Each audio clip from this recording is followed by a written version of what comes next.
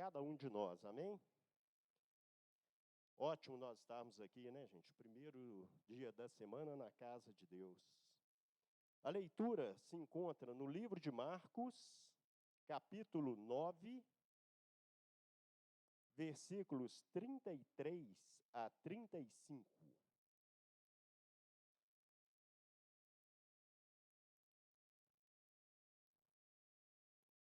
Livro de Marcos, capítulo 9, versículos 33 a 35. Amém? E chegou a Cafarnaum e, entrando em casa, perguntou-lhes: que estáveis vós discutindo pelo caminho? E eles calaram-se, porque, pelo caminho, tinham disputado entre si qual era o maior. E ele, assentando-se, chamou os 12 e disse-lhes: se alguém quiser ser o primeiro, será o derradeiro de todos e o servo de todos.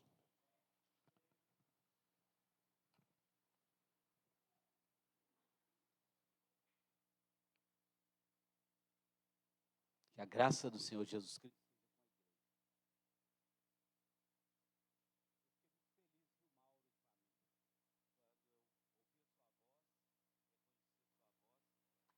E vi que você pôde estar conosco, vocês puderam estar conosco hoje, porque hoje você não está trabalhando.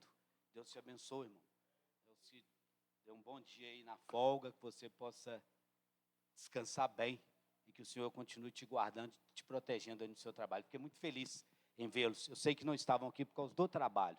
Deus te abençoe ricamente. Tem um aviso que eu não pedi o Jaime para passar, porque eu fiz questão de fazê-lo. A Ieda não está aqui hoje, uma das coisas que ela mais gosta de fazer é de estar aqui aos domingos, especialmente com as crianças, porque ela decidiu ficar com a sogra dela em casa. A sogra dela vai fazer 92 anos, e a sogra dela não está boa hoje, está passando mal. E nenhuma das filhas da sogra da Ieda estão em casa hoje, então a Ieda decidiu, deixou de fazer uma coisa que ela gosta muito, que ela faz há 50 anos, decidiu e preferiu ficar em casa com a sogra. Que exemplo para mim. Que seja um exemplo para as minhas noras. Que seja um exemplo para todas as noras. Deus seja louvado aí pela vida da Ieda. O assunto que nós vamos tratar hoje são os valores do reino de Deus. Os valores no reino de Deus, eles são absolutos. Nós vivemos num mundo onde os valores são relativizados. As pessoas consideram valores como alguma coisa relativa. Entretanto, no reino de Deus, os valores são absolutos. Eles não mudam. Eles não dependem da posição em que estão. Eles não dependem de época. Os valores no reino de Deus, eles não mudam, porque eles foram estabelecidos pelo próprio Deus. Então, os valores no reino de Deus, eles são absolutos. O texto que o Roberto leu apenas parte do texto, nós vamos ter a oportunidade de lê-lo todo, do versículo 33 até o 50. Aliás, a nossa reflexão hoje de manhã vai discorrer em cima desse texto. Mas o texto que o Roberto leu, Jesus lança ali alguns pilares do reino de Deus. E eu gostaria que nós pudéssemos prestar atenção nos pilares do reino de Deus que Jesus lança ali nesse texto. Então vejamos quais são esses princípios absolutos que devem nortear as nossas vidas como integrantes do reino de Deus. Jesus lança, em Marcos capítulo 9, obrigado Bia pelo serviço, servir é um privilégio, nós vamos falar disso, Deus te abençoe, obrigado Bia.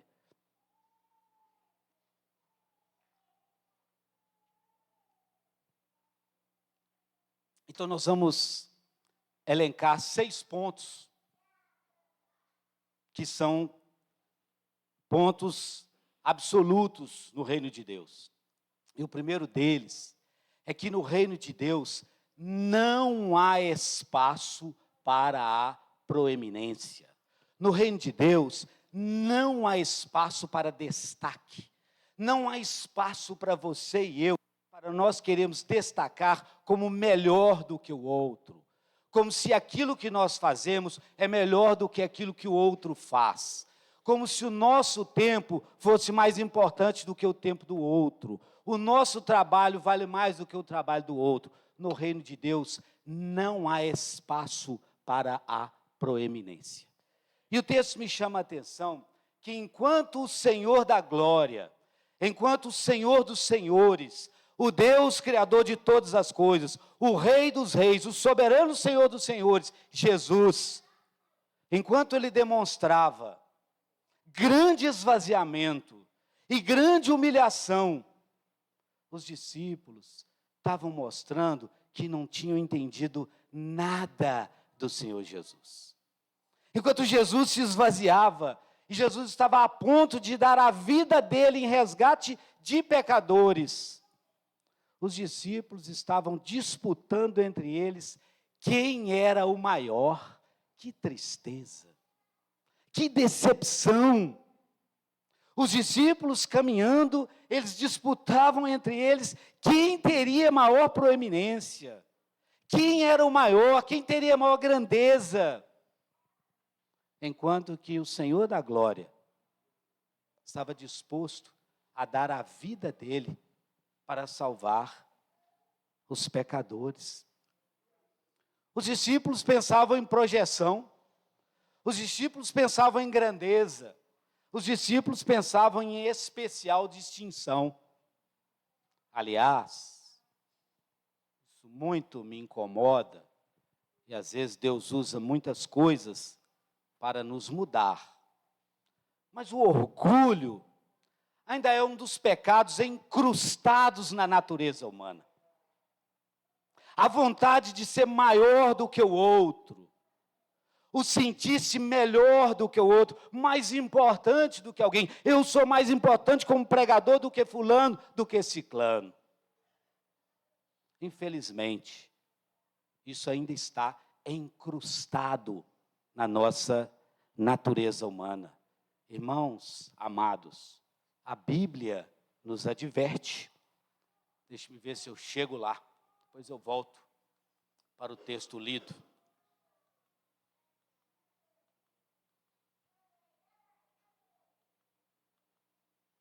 Não era isso que eu queria pular. Vou voltar aqui.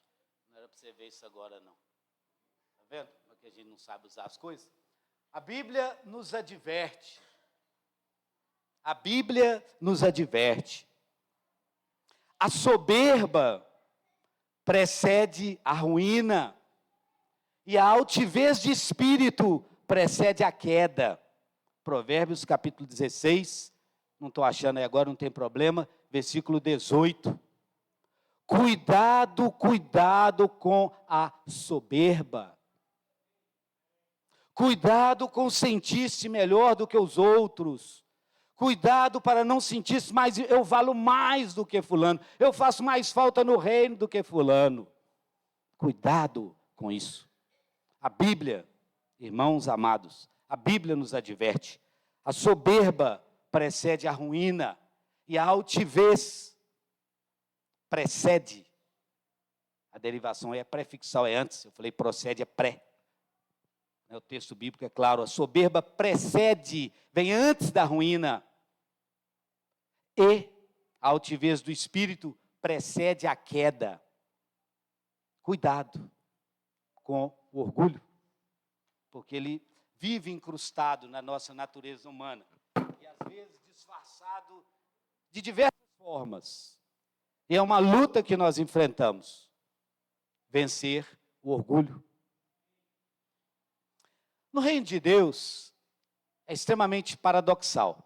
No reino de Deus, ser grande é ser servo. Eu quero voltar aí agora para o texto sagrado. Vou voltar lá no texto base que o Roberto leu para nós. Deixa eu ver. Sim, agora achei. Acompanhe comigo a leitura da palavra de Deus. Tendo eles partido para Cafarnaum, estando ele em casa, quando chegaram no destino, interrogou os discípulos. Jesus interrogou mesmo. A ideia é interrogatória. Jesus deu uma prensa mesmo. Interrogou os discípulos. De que é que discorríeis pelo caminho? O que é que vocês estavam conversando pelo caminho? É isso que Jesus está falando. Mas eles guardaram silêncio, o direito de ficar calado. Será que já existia isso aí lá no direito daquela época? Não sei, né? O direito mundial é um dos maiores legados do direito romano, mas eu não sei se naquela época já existia isso. Mas eles guardaram silêncio, porque pelo caminho haviam discutido entre si sobre quem era o maior. Versículo 35. E assentando-se, chamou os 12 e lhe disse: se alguém quer ser o primeiro, será o último e servo de todos. No reino de Deus, ser grande é ser servo. No reino de Deus, a pirâmide social ela é invertida. O maior é o menor. E que quem tem proeminência é quem é servo. No reino de Deus, destaca é quem serve, quem faz alguma coisa. Eu não estou falando da natureza do serviço prestado, eu estou falando de servir. E você pode servir fazendo uma comida. Para mim não tem problema nenhum fazer comida. Você pode servir lavando o chão, não tem problema nenhum lavar chão. Você pode servir como um dos pregadores na igreja, também não tem problema nenhum, e não é melhor do que ninguém ser pregador. Você pode servir sendo um dos professores da igreja, também não significa que você é melhor do que ninguém porque é professor. Mas no reino de Deus, tem proeminência, tem destaque quem serve. Aliás, o único estandarte de grandeza que Jesus levantou foi a bandeira da humildade. Jesus nunca falou de si com o intuito de grandeza, embora ele era grande como homem e é grande como Deus. Mas Jesus, a única bandeira, o único estandarte que Jesus levantou foi a bandeira da humildade. Ele disse, eu não consegui colocar aí, lá em Mateus, no capítulo 11, versículo 29, ele disse que ele era humilde.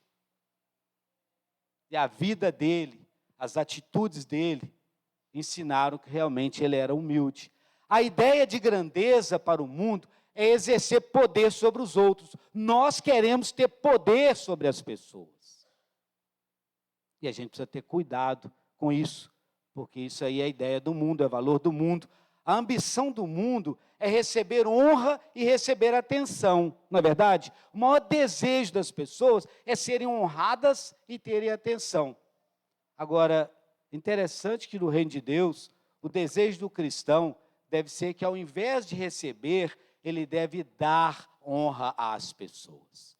Ele deve dar atenção às pessoas. Ele deve valorizar o que as pessoas fazem. Ele deve valorizar o que as pessoas são. E não supervalorizar o que você faz e aquilo que você é pela graça de Deus. Quem se esforça para servir os outros é o maior aos olhos de Cristo. Isso me chama muito a atenção. No reino de Deus, os menores são absolutamente importantes.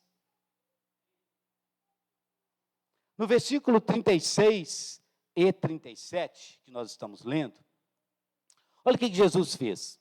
Trazendo uma criança, colocou-a no meio deles e, tomando-a nos braços, disse-lhes: qualquer que receber uma criança, tal como esta, em meu nome, a mim me recebe. E qualquer que a mim me receber, não recebe a mim, mas ao que me enviou. Naquele tempo, naquela cultura, e vale a pena a gente entender isso aqui um pouco melhor, as crianças, elas eram despercebidas pelos adultos. Crianças não fazia muito sentido. Quando tinha um mestre, tinha um rabino, alguém importante, as crianças não eram ali muito bem-vindas, porque a criança é barulhenta, é agitada. Às vezes a gente até sente que elas atrapalham o culto. A gente, vírgula, porque eu amo as crianças. Eu não tenho nenhum problema de uma criança andar durante o culto. É claro que o pai e a mãe vão ensinar, a gente ensina, eu ensinei meus filhos, mas eu não tenho nenhum problema com as crianças durante a adoração. Mas naquela cultura as crianças eram despercebidas, porque elas eram um atrapalho.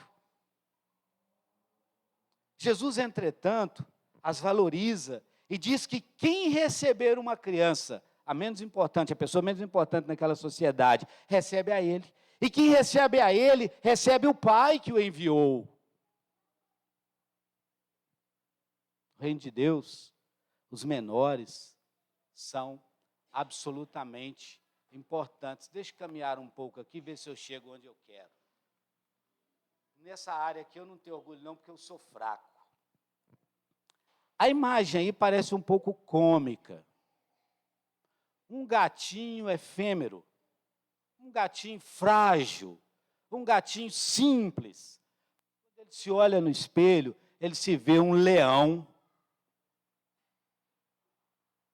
Romanos capítulo 12, versículo 3, a Bíblia nos ensina que ninguém deve pensar de si mesmo mais do que convém. Você acha que é uma coisa, eu acho que sou extremamente importante. Na verdade, sou um gatinho efêmero, frágil. O rugido do leão ali acaba com ele. Às vezes nós olhamos num espelho e vemos um leão. Nós só somos um gatinho. Precisamos ter cuidado com isso. Não vou conseguir ler daqui. Antes eu leria tranquilamente rindo, mas o tempo passa. Porque pela graça que me foi dada, digo a cada um dentre vós, que não pense de si mesmo além do que convém. Antes, pense com moderação, segundo a medida da fé que Deus repartiu com cada um. A gente precisa ter cuidado quando nós pensamos de nós mesmos. Vamos voltar para o texto sagrado aí, que o nosso foco é o texto bíblico. Palavra de Deus. O quarto valor absoluto no reino de Deus é que no reino de Deus a intolerância exclusivista não encontra lugar, não encontra guarida. Preste atenção do versículo 38 até o versículo 41 e acompanhe comigo esse incidente real, mas triste. Disse-lhe João, então Jesus estava conversando com eles, disse-lhe João, versículo 38, pode acompanhar aí.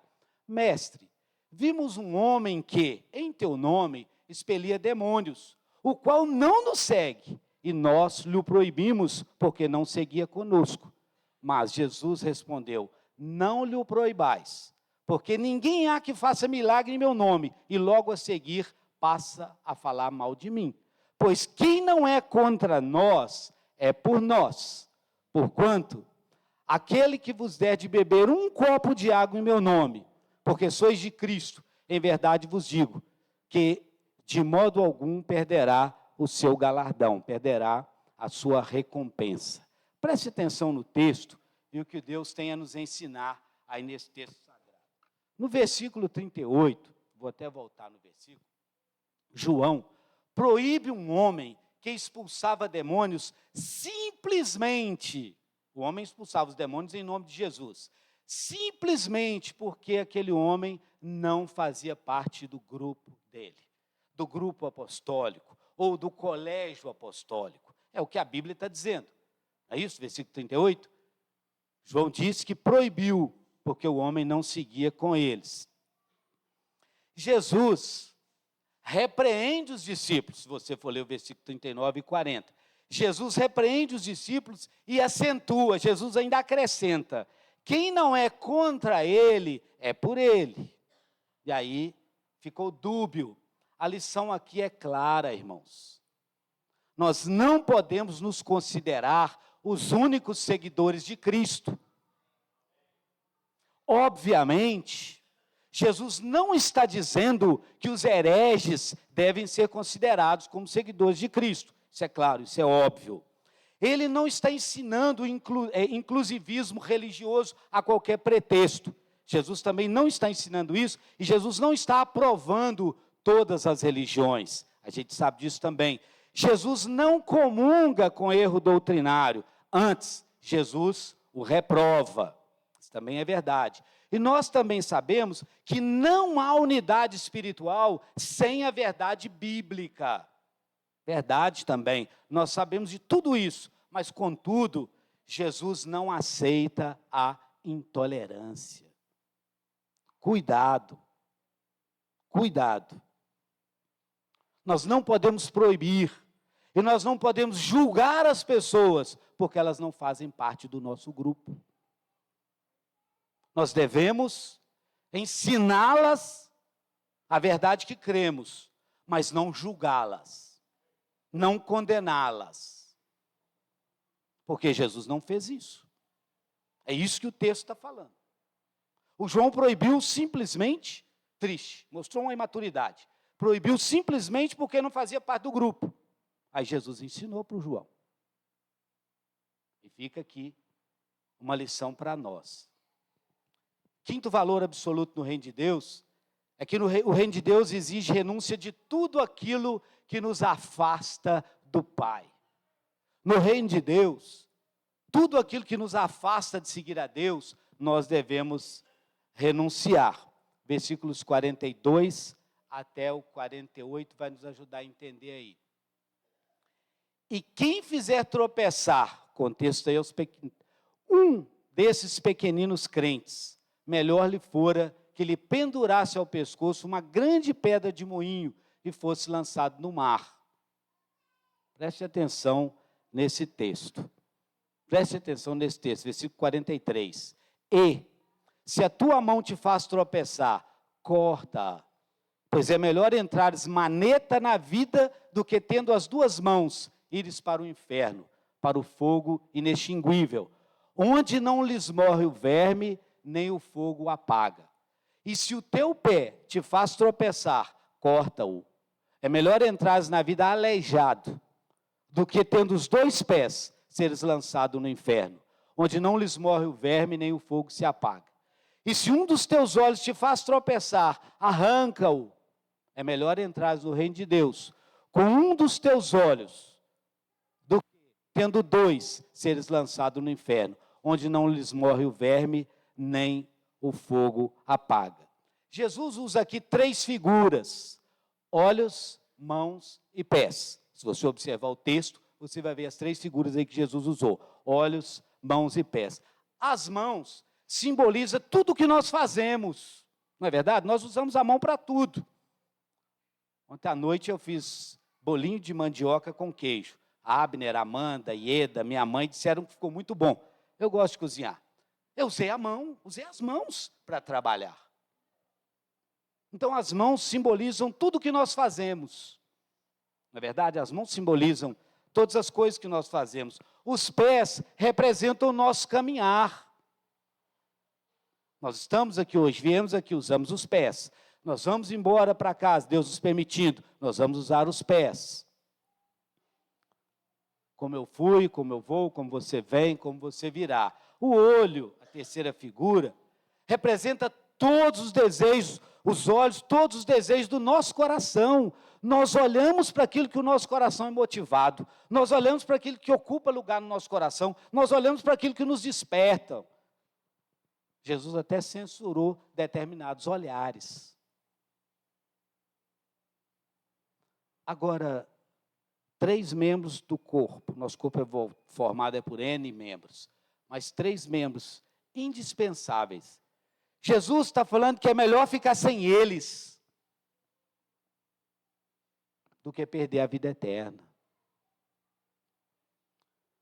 Cuidado, irmãos, com orgulho. Vou voltar ao ponto focal. Cuidado com orgulho, cuidado com a prepotência, cuidado com julgar-se melhor do que o outro, cuidado de julgar que o seu tempo vale mais do que o outro, que o seu trabalho é mais importante do que o do outro, que aquilo que você faz é melhor do que o outro faz, que você sabe muito mais do que o outro, que é sempre ensinar.